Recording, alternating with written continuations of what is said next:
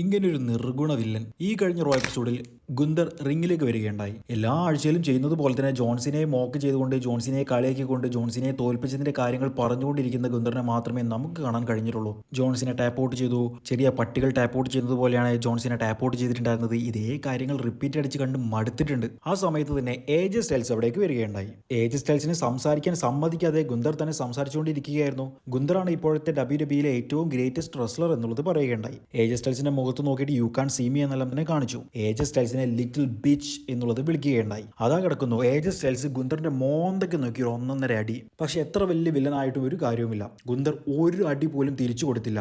Just age സ്റ്റൈൽസിന്റെ തലയ്ക്ക് പോയി തല കൊണ്ട് മുട്ടിച്ചു നിന്നു. ഇത്രയൊക്കെ ചെയ്തിട്ടും ഒരു അടി പോലും അടിക്കാത്ത ഇവനെയൊക്കെ എങ്ങനെ നമ്മൾ വില്ലൻ എന്ന് വിളിക്കുന്നത്? ഇത് പഴയ വില്ലന്മാരെങ്ങാനും ആയിരുന്നു എന്നുണ്ടെങ്കിൽ ഇതുപോലൊരു അടി കിട്ടിക്കഴിഞ്ഞാൽ അവന്റെ കബറടക്കവും ഒപ്പം തീർന്നിരിക്കും. വലിയ വില്ലനാവാൻ വേണ്ടി ജോൺസിനെ വരെ തോറ്റു കൊടുത്തിട്ടുണ്ടായിരുന്ന ഈ ഒരു മുതൽ ഇങ്ങനെ കളിക്കുമെന്ന് ഞാനും പ്രതീക്ഷിച്ചില്ല. പുതിയ സ്റ്റോറി ലൈൻ കൊടുത്തിട്ടില്ല എന്നുണ്ടെങ്കിൽ ഗുന്തറിന്റെ കരിയർ നമോ നമ.